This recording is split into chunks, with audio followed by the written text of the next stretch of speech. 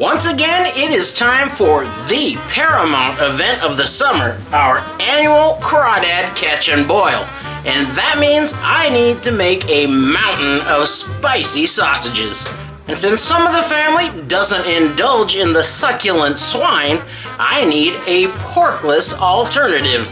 So today I am making this spicy beef pepper sausage that everyone's gonna love. So let's get started.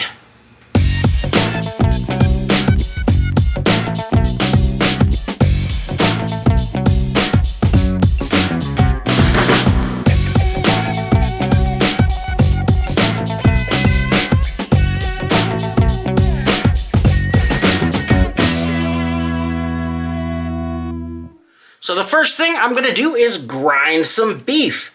And even though I'm calling this an all beef sausage, it would be more accurate to call it a pork-free sausage because I am going to be using sheep casings with this one. But I've got a big bag of some pretty lean beef here. So I'm going to get this cut up and weigh the lean portion, and I'm going to add some beef fat into that to get to around 25% fat content.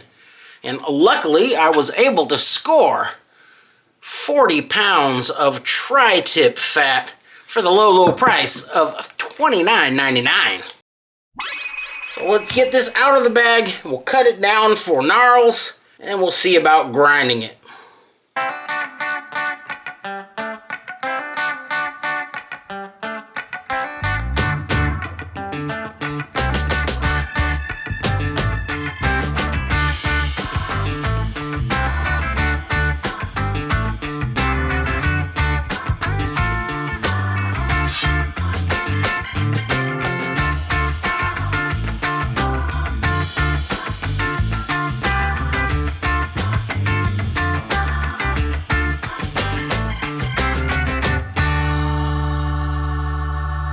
The beef I'm using today was just labeled as special trimmings, and it looks like a lot of skirt meat, flap steak type stuff, not the most tender cuts, so I don't want to use too coarse of a grind or it's just going to get stuck in everybody's teeth. I'm not going to go too fine either, or it's going to come out more like a frankfurter or hot dog texture. That's not what I'm looking for.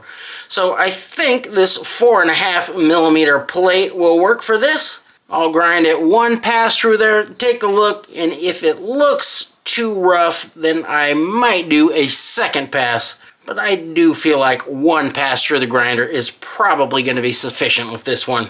So I'm going to pull all gnarls' bits and pieces out of the freezer, and we'll grind this down.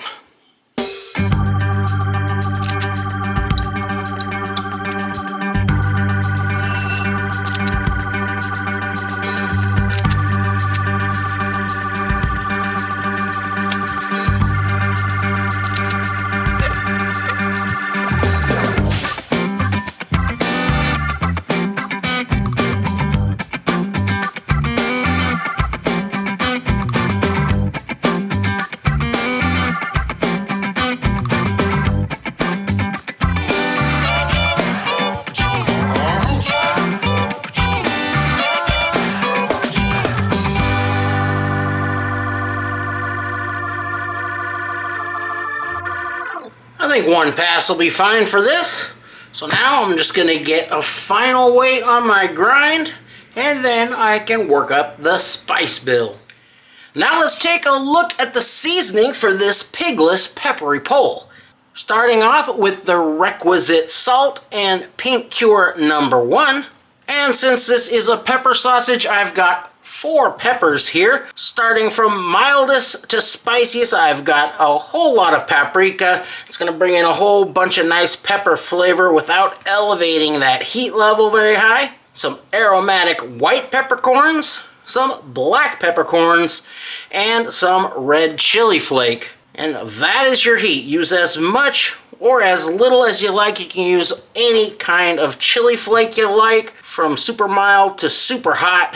And even if you're using a very mild one that's not adding a lot of heat, it's still going to add those little peppery spots in there. It's a real nice aesthetic. And just on a whim, because our fresh pepper season is just getting started out here, and I had a few of these ripe Fresno peppers out in the garden. I just grabbed those.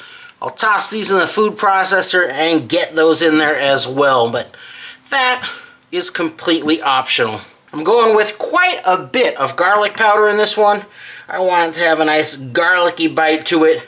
And if you want to substitute that with fresh garlic, just use 3 or 4 times the amount. I've got a little bit of fennel seed, a little bit of mace, and for binder today, I've got a little bit of cutting phosphate or barbecue phosphate. And that's not something that's going to be readily available at your grocery store, but I will put the conversion in the recipe, and you can use non-fat powdered milk in this, and that is also a decent binder. It's not quite as effective as the cutting phosphate, but it gets the job done. Now I'm going to grind down these whole spices in my coffee grinder, and I'll use the ground spice for the measurements in the 5-pound recipe. If you're using the metric recipe, it's not going to make a difference, but when you're using teaspoons and tablespoons, the ground spice is a bit heavier than the whole spice. So I want to make sure that we are all on the same page with those measurements. I'm also going to need some mixing liquid, and just good old-fashioned water will work here. Some nice dry wine would be great, or beer. Really your choice. And when you're using the cutting phosphate, you do want to dissolve that in water before mixing it into your sausage. So I think that's it. It's kind of a busy recipe, but I think it should be really good.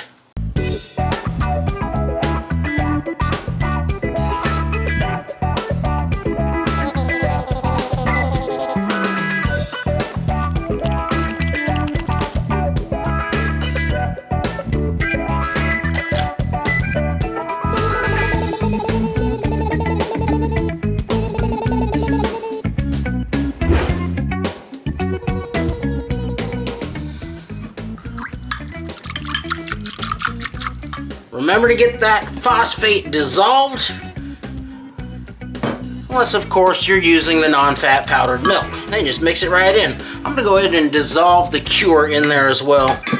That is not a required step, but I do sometimes like to do it just to give it a little kickstart on spreading around. Alright, ready to go. Let's just get everything in here.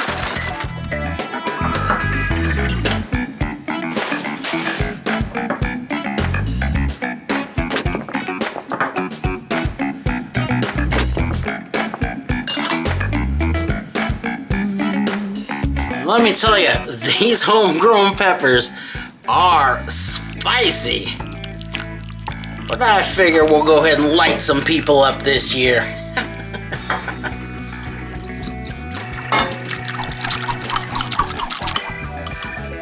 Our liquid in there. Let's get it spun.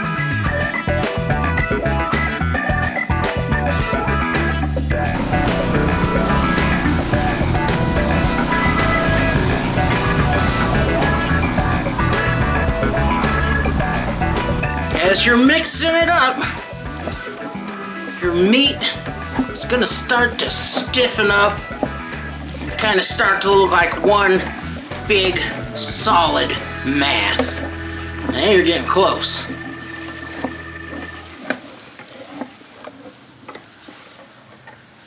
There we go. Now that is looking nice and shaggy. And yes, it is quite sticky, so we are ready. And now, this goes out into the refrigerator overnight to let that cure work its magic, and we will be back here bright and early on another Sausage Sunday to crank out this heat-seeking meat missile. I love the smell of garlic and peppers in the morning. It is bright and early on another stunning Sausage Sunday, and we are getting ready to crank out these beefy brats. I have my cured sausage, and today I'm going to be using these sheep casings.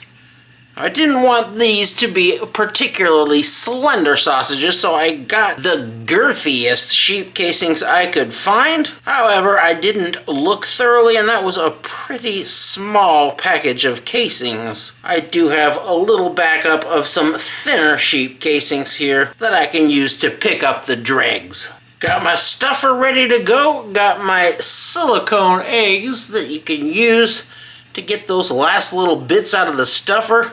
Woo. You just toss these in when you get down to the very last bits, and they can smush down in the tube as long as your stuffer's big enough, and push out that last little bit of precious sausage. And as always, I got my man Corn Pop here to eliminate any unauthorized air bubbles that intrude on this sausage. We choose truth over facts. So now it is time to lock and load and crank out these blazing bangers.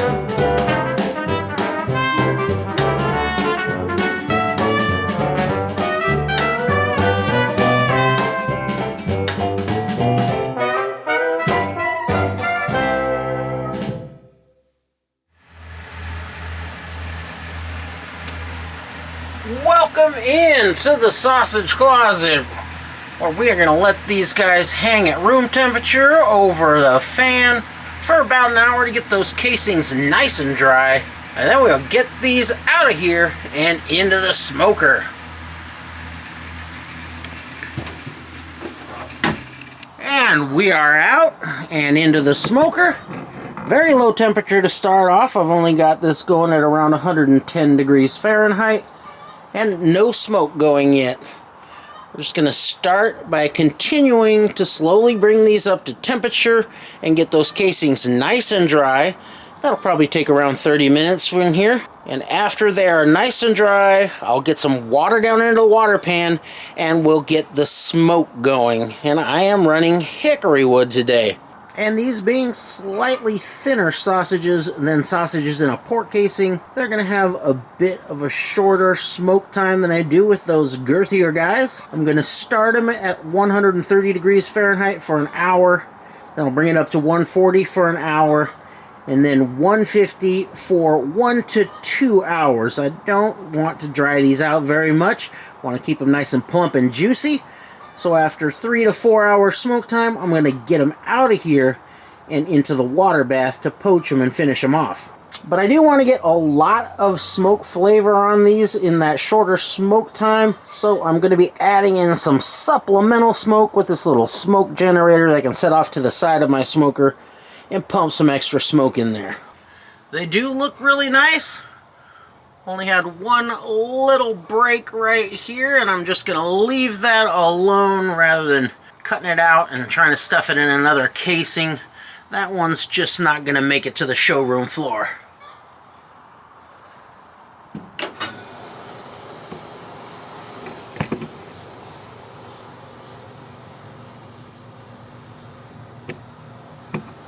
Oh yeah, those are looking nice and smoky. Well, we've been 3.5 hours of total smoke time, and they look good enough that I'm going to get them out of here and into the water bath to finish cooking them off quickly.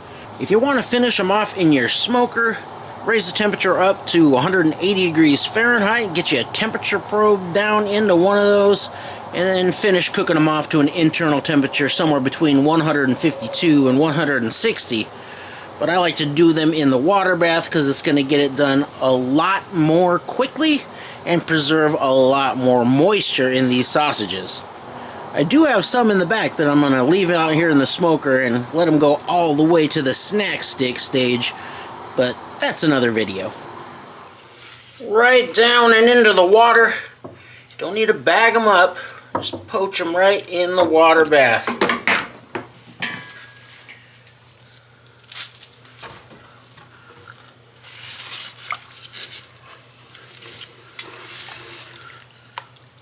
And even though I'm only cooking these off to an internal temperature of 155 degrees Fahrenheit, I've got the water bath set to 175, so they'll cook quickly and won't lose a bunch of moisture.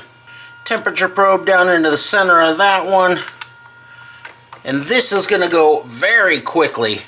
Probably no more than 10 minutes in this water bath for this size of sausage, so I need to get my cold water bath ready because these are going to be done very soon.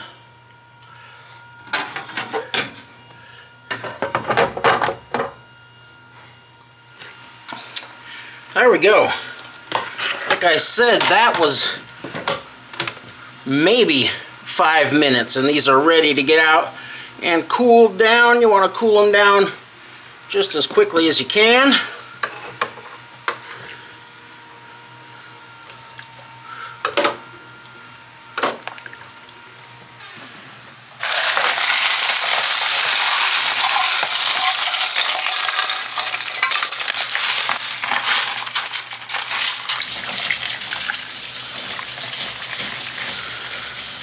Beautiful.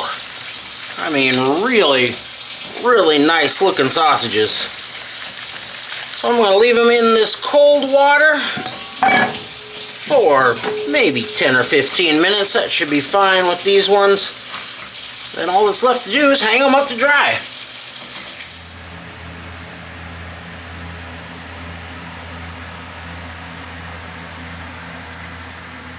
And once your sausages are nice and cooled and dried off, you are ready to pack them up, pop them in the refrigerator, the freezer, pop them right on the grill or in your crawdad boil.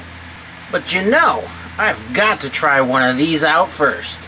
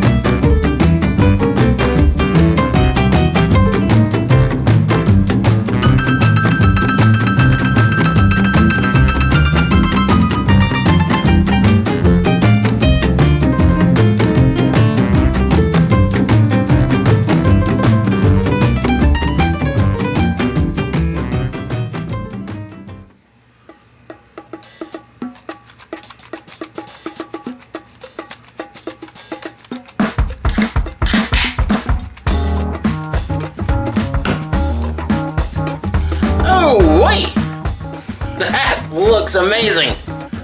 Let's get in here and try this sausage. Oh yeah! Check out that bite.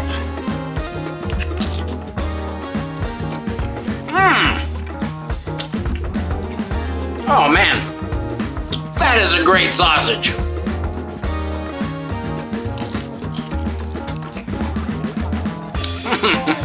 Oh yeah. Wow. I am not much of an all beef sausage fan, but I've got no issues with this one. It is seasoned just right. It's spicy, but it's not hot. At least not for me. Now the heat does kind of sneak in after a few moments, but it's not an intense burn. It's really, really nice. It's got a lot of garlic flavor, even more pepper flavor, and a very nice smokiness. And it is perfect for this boil. This one is the pork and beef variety. So let's give this one a try.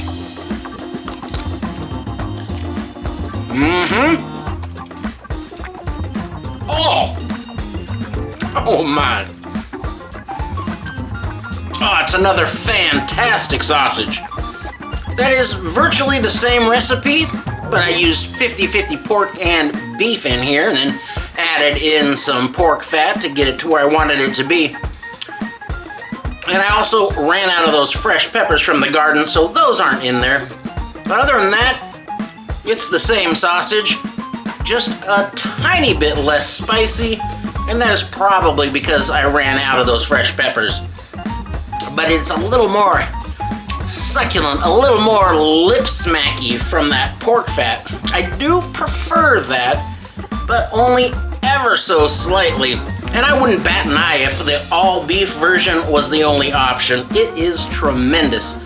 And I've got a tremendous party going out there that I need to get back to. It has been a long day of catching and cooking. Now it's time to enjoy some food and family time and wrap up what has been a truly perfect summer day. So I'm gonna get out there and have the time of my life. And the next time you get out there and get yourself a bunch of crawdads or crab or shrimp, I hope you have the time of your life, and when you do, give this one a try, and I know you're gonna love it. Thanks for watching.